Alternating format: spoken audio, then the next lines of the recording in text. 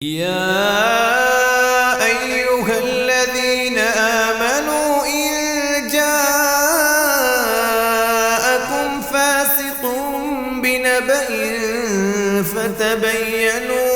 فتبينوا أن تصيبوا قوما بجهالة فتصبحوا على ما فعلتم نادمين. بسم اللہ والصلاۃ والسلام علی رسول اللہ اما بعد.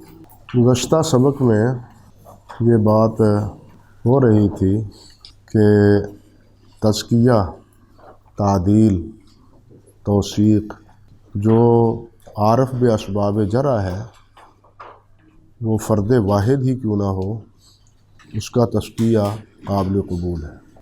یہاں ایک دو باتیں قابل غور ہیں. پہلی بات تو یہ ہے کہ واحد کا تزکیہ قابل قبول ہے، لیکن اس شرط کے ساتھ کہ وہ تزکیہ کرنے والا متساہل نہ ہو.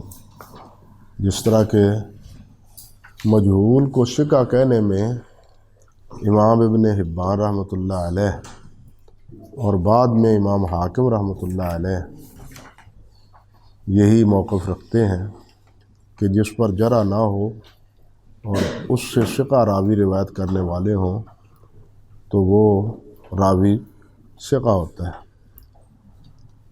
اور اسی ضمن میں ہمارے متاخرین میں اس بات کو لیا ہے شیخ عبد الرحمن معلمی رحمۃ اللہ علیہ نے امام اجلی رحمۃ اللہ علیہ کو، لیکن امام اجلی رحمۃ اللہ علیہ کو متساہل کہنا، جیسے کہ شیخ البانی رحمۃ اللہ علیہ نے بھی اپنی کتابوں میں امام اجلی کی توثیق کی تردید کی ہے، لیکن ان دونوں بزرگوں کا یہ حکم محل نظر ہے. تفصیل کا تو وقت نہیں، اور یہ اس لیے کہ حافظ ابن حجر ہوں، ابن القطان ہوں یا حافظ ذہبی ہوں، یہ سارے امام اجلی رحمۃ اللہ علیہ کی توثیق کو قبول کرتے ہیں.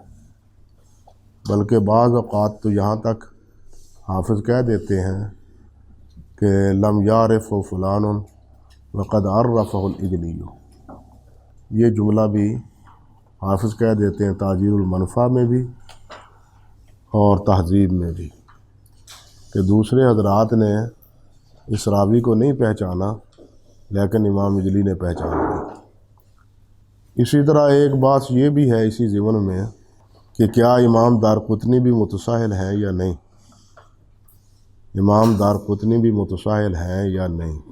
تو اس بارے میں بھی صحیح رائے یہی ہے کہ امام دارقطنی متساہل نہیں ہے، بلکہ امام دارقطنی کی توثیق کو بھی ائمہ جرح و تعدیل نے قبول کیا ہے.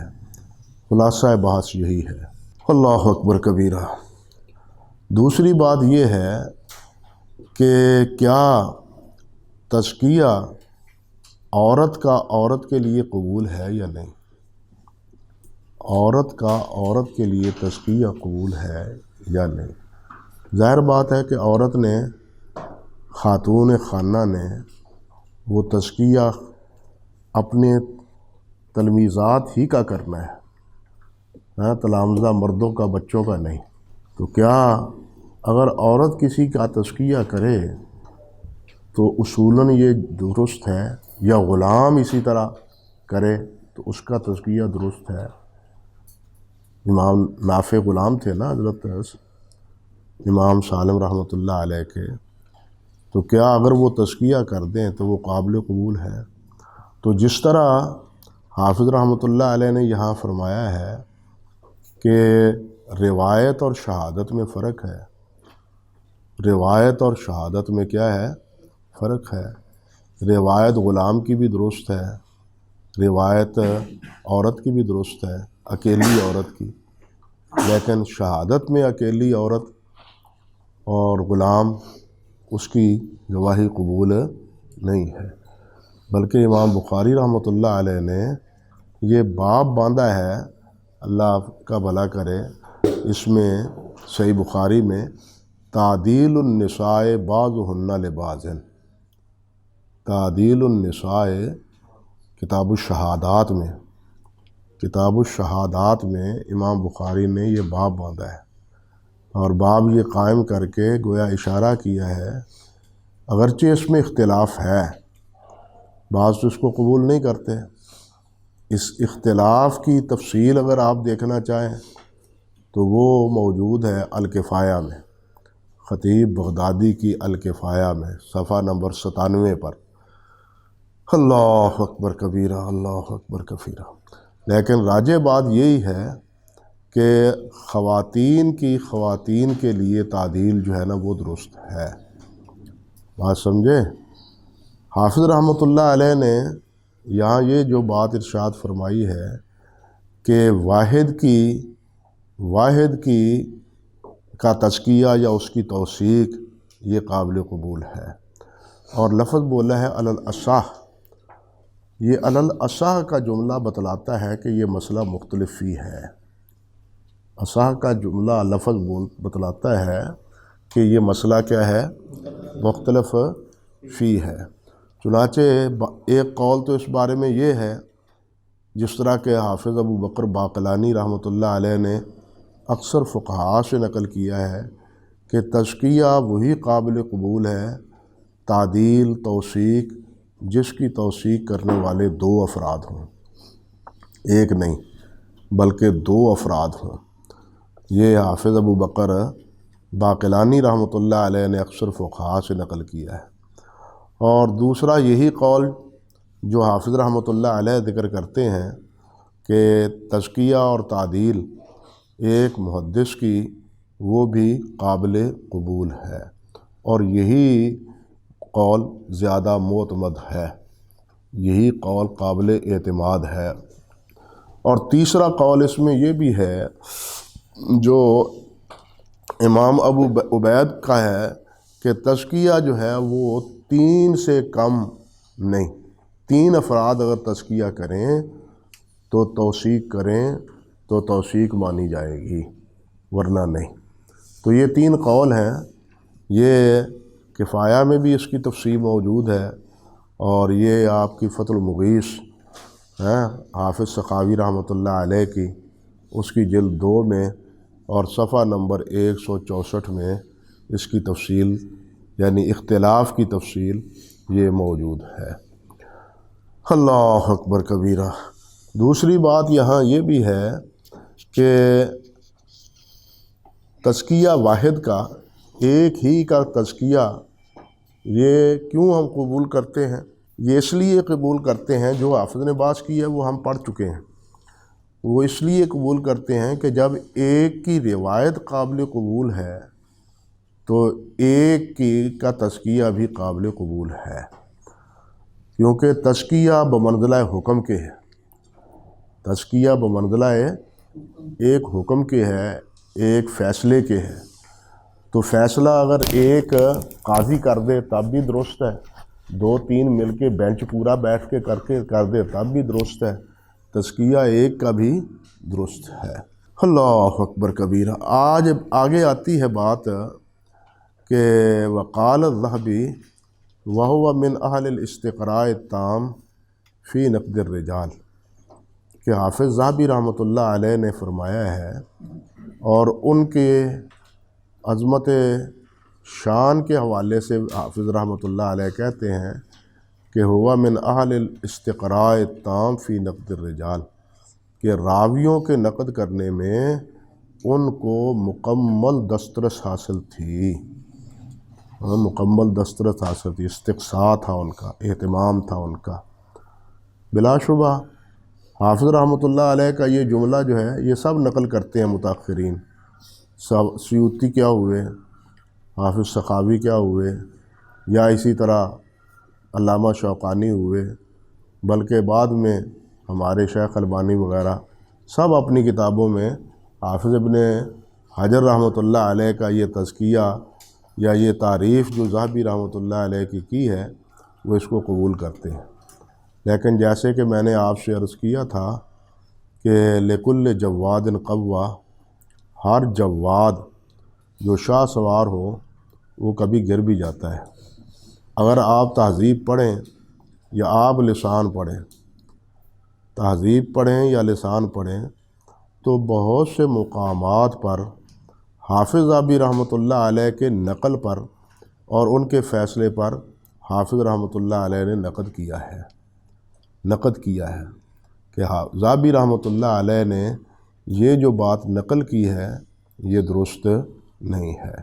انسان ہونے کے ناطے حافظ ذہبی ہوں، حافظ ابن حجر ہوں، کئی بار میں کہتا ہوں جتنے بھی حضرات ہیں ہر ایک کے قول میں خطا کا امکان ہے۔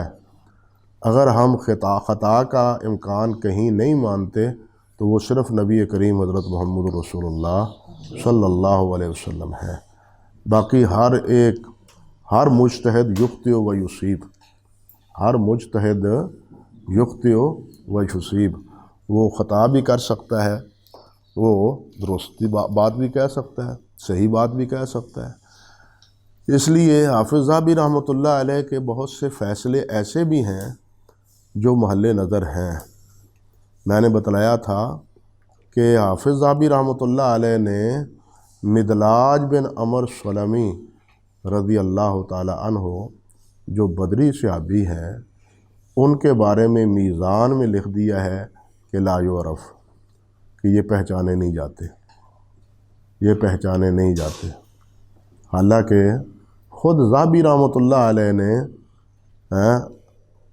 جو ان کی کتاب ہے نا تجرید صحابہ کرام کے مجرد اسماء پر، اس میں ان کا ذکر آیا ہے۔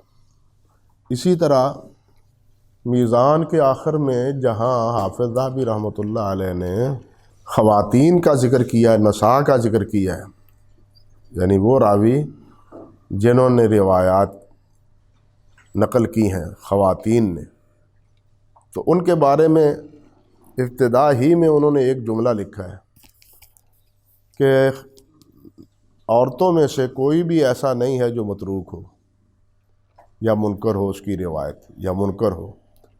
ان پر اگر نقد ہے تو سطر کی وجہ سے، مستور ہونے کی وجہ سے، عورت ہونے کی وجہ سے وہ نقد جہالت کی بنا پر ہے، وہ جہالت کی بنا پر ہے۔ یہ ایک عمومی سا تبصرہ حافظ ذہبی رحمۃ اللہ علیہ نے میزان میں کیا، لیکن جب آپ انہی خواتین کے تراجم کو تفصیلاً دیکھتے ہیں تو کئی تراجم میں آپ کو یہ بات نظر آئے گی کہ وہ کہتے ہیں کہ اس کی فلاں روایت منکر ہے، اس کی فلاں روایت جو ہے نا وہ کیا ہے، منکر ہے۔ گویا کہ ذہبی رحمۃ اللہ علیہ نے یہ جو جملہ کہا ہے یہ اغلبی اور اکثری ہے، یہ نہیں کہ تمام خواتین روات جو ہیں وہ تمام کے تمام جو ہے نا وہ یا تو ثقہ ہیں یا اگر کوئی کلام ہے تو صرف جہالت کی وجہ سے ہے، کسی اور وجہ سے نہیں ہے۔ تو بہرحال کہنے کا مقصد یہ تھا کہ یہ بہت بڑا اعزاز ہے جو حافظ ابن حجر رحمۃ اللہ علیہ نے حافظ ذہبی رحمۃ اللہ علیہ کو دیا ہے، اور متاخرین نے اس کو واقعتاً قبول بھی کیا ہے۔ حافظ رحمۃ اللہ علیہ کیا کہتے ہیں، فرماتے ہیں لم یجتمع اثنان من علماء ھذا الشان قط علی توثیق ضعیف ولا علی تضعیف ثقۃ۔ اللہ اکبر کبیرہ۔ فرماتے ہیں کہ دو آدمی علماء میں سے دو جمع نہیں ہوئے، اور وہ علماء ھذا الشان، اس عظیم الشان علم پر دسترس رکھنے والے، کبھی بھی وہ جمع نہیں ہوئے علی توثیق ضعیف، کسی ضعیف کی توثیق پر، اور اسی طرح ولا علی تضعیف ثقۃ، اسی طرح کوئی ثقہ ہے تو کسی دو نے اس کی تضعیف نہیں کی۔ یہ حافظ ذہبی رحمۃ اللہ علیہ کا کلام ہے۔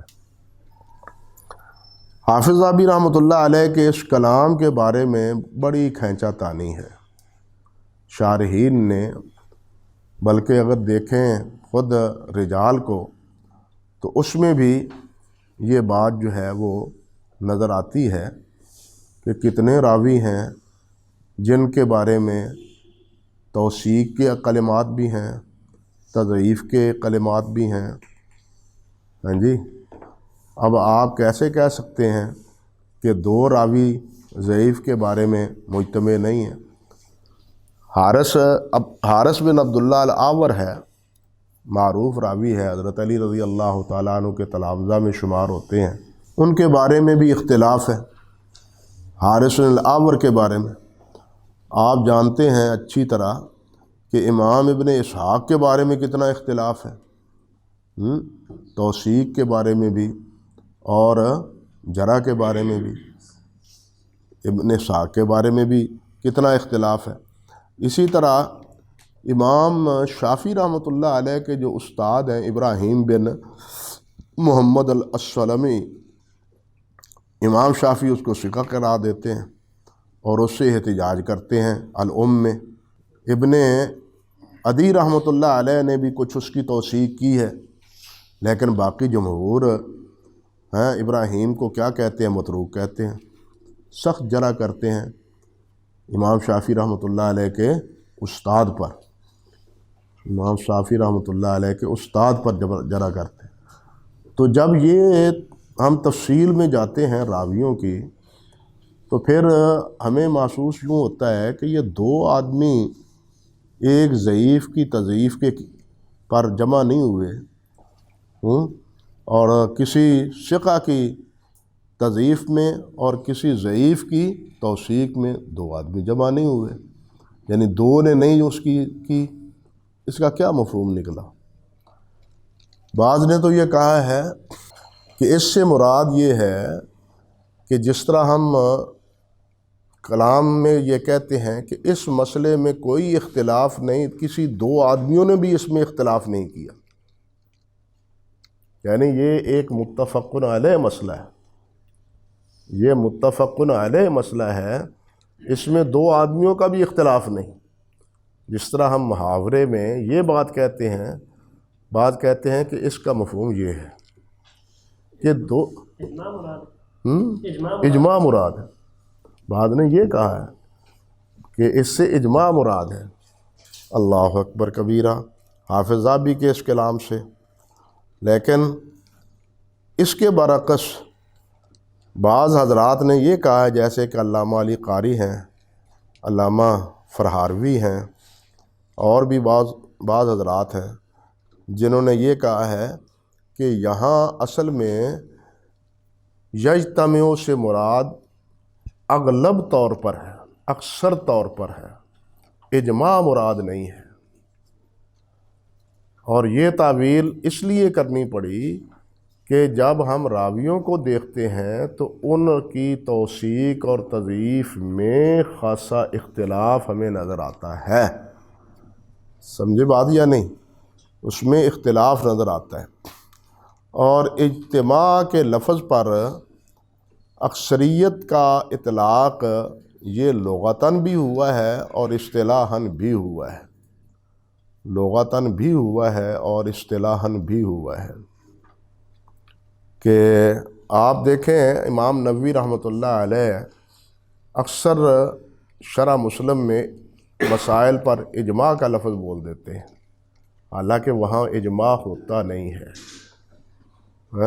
حتیٰ کہ بعض نے تو یہ کہہ دیا ہے کہ امام نووی نقل اجماع میں متساہل ہے، بعض نے یہ کہہ دیا کہ امام نووی نقل اجماع میں متساہل ہے، لیکن دوسرے حضرات فرماتے ہیں کہ نہیں، امام نووی کے اجماع سے مراد اکثریت کا اجماع ہے، اکثریت کا اجماع ہے۔ اور یہ بات علامہ عینی رحمۃ اللہ علیہ نے البنایہ میں بھی کہی ہے۔ البنایہ شرح ہدایہ ہے نا، اس کی جلد نمبر 2 صفحہ 317 میں ہے کہ قد یطلق علی قول الاکثر، کہ اجماع کا اطلاق اکثر پر، اغلب پر ہوتا ہے۔ ہمارے بر صغیر میں اللہ اکبر کبیرہ، حضرت نواب صاحب رحمۃ اللہ علیہ نے جس وقت تصنیف کا کام شروع کیا ہے اور علماء کرام کو وظائف دیے ہیں حدیث کی خدمت کے حوالے سے، بلکہ حدیث کے حفظ کرنے کے حوالے سے بھی انعامات رکھے تھے کہ جو صحیح بخاری یاد کرے گا اس کو یہ انعام دیں گے، جو مشکات یاد کرے گا یہ انعام دیں گے، یہ باقاعدہ نواب صاحب کی طرف سے اہتمام تھا۔ اور کتابوں کے سیاستہ کے ترجمے مولانا وحید الزمان یا ان کے بھائی، ان کے جو مرہون منت ہے اس کے پس پردہ بھی حضرت نواب صاحب رحمۃ اللہ علیہ کی اعانت انہیں حاصل تھی، سمجھے نا۔ اور بر صغیر میں یہ بنیادی کتابیں تفسیر ابن کثیر ہے یا فتح الباری ہے، یہ سب سے پہلے پوری دنیا میں حضرت نواب صاحب رحمۃ اللہ علیہ نے اپنے خرچ پہ چھپوائی تھی۔ تو نواب صاحب کثیر التصانیف شمار ہوتے ہیں، اور جو کثیر التصنیف ہوتا ہے نا تو بسا اوقات اس سے تسامحات بھی واقع ہو جاتے ہیں۔ علامہ سیوطی ہیں، کتنے تسلیمات یعنی مصنف ہیں بڑے، لیکن کیا کہتے ہیں لوگ؟ کہتے ہیں کہ جناب یہ حاتب اللیل ہے، حاتب اللیل ہے۔ ابن جوزی کچھ ان سے پہلے ہیں، متقدمین میں کوئی فن ایسا نہیں جس میں ابن جوزی نے بھی اپنا کمال نہ دکھایا ہو، کوئی فن ایسا، جیسے علامہ سیوطی ہیں متاخرین میں، لیکن ابن جوزی کو بھی اسی طرح متساہل قرار دیا گیا ہے۔ وہ بھی کہتے ہیں ان کے بارے میں بھی کہ وہ بھی حاتب اللیل ہے۔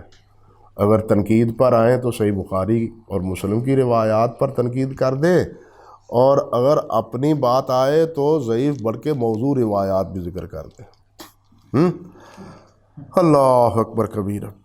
نواب صاحب رحمۃ اللہ علیہ نے جو سوانے پر کتابیں لکھی ہیں ان میں دراصل انہوں نے یہ جو کتاب ہے نا، کیا نام ہے یار، حاجی خلیفہ کی کشف الظنون، کشف الظنون سے انہوں نے ان کی وفیات کا تذکرہ کیا ہے۔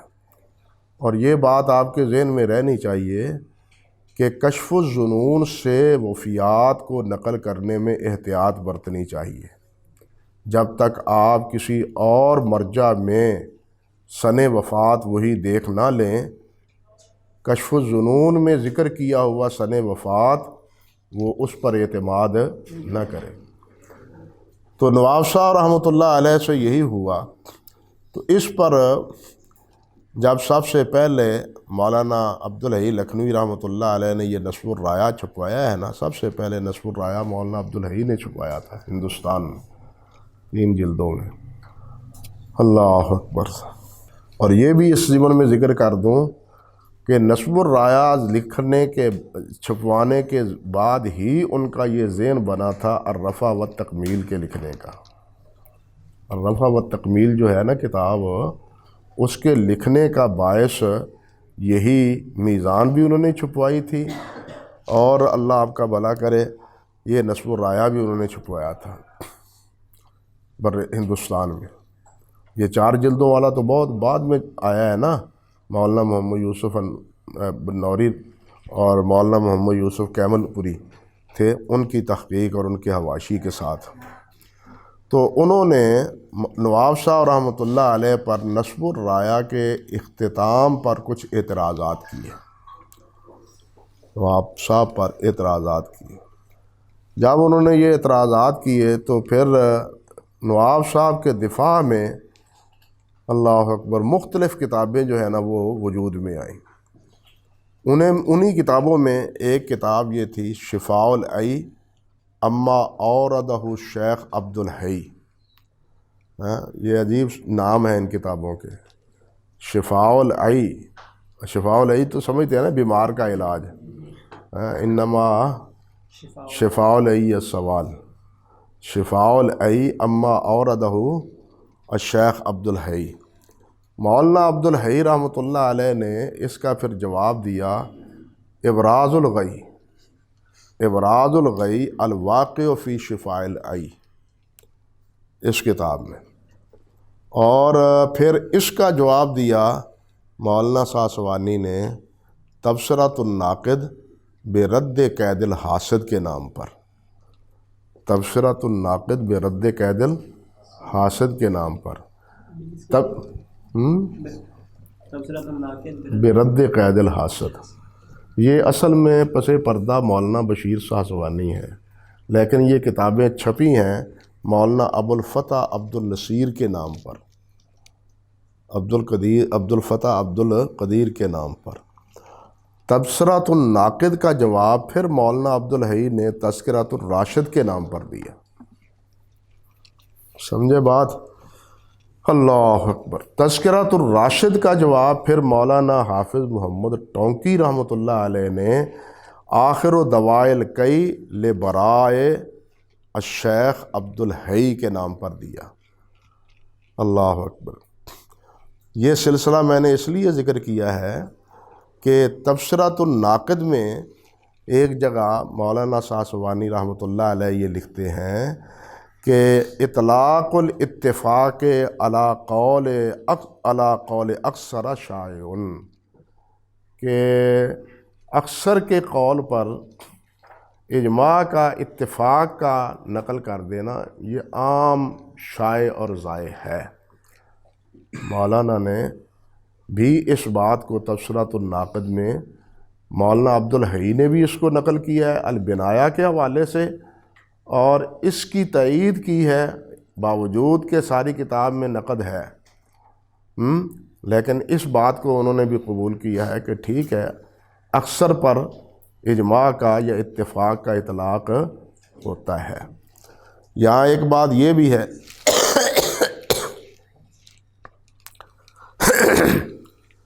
کہ تبصرۃ الناقد میں مولانا عبد الحی رحمۃ اللہ علیہ نے یہ امام الکلام لکھی تھی، اللہ آپ کا بھلا کرے، شبلی نعمانی کے رد میں۔ امام الکلام کا پھر حاشیہ انہوں نے لکھا تھا، تو امام الکلام کا حاشیہ بعد میں لکھا تھا مولانا عبد الحی لکھنوی رحمۃ اللہ علیہ نے، اور اس حاشیے میں انہوں نے، اللہ آپ کا بھلا کرے، مدرک رکوع کی بحث کی تھی، مدرک رکوع کی بحث کی تھی بڑی تفصیل کے ساتھ۔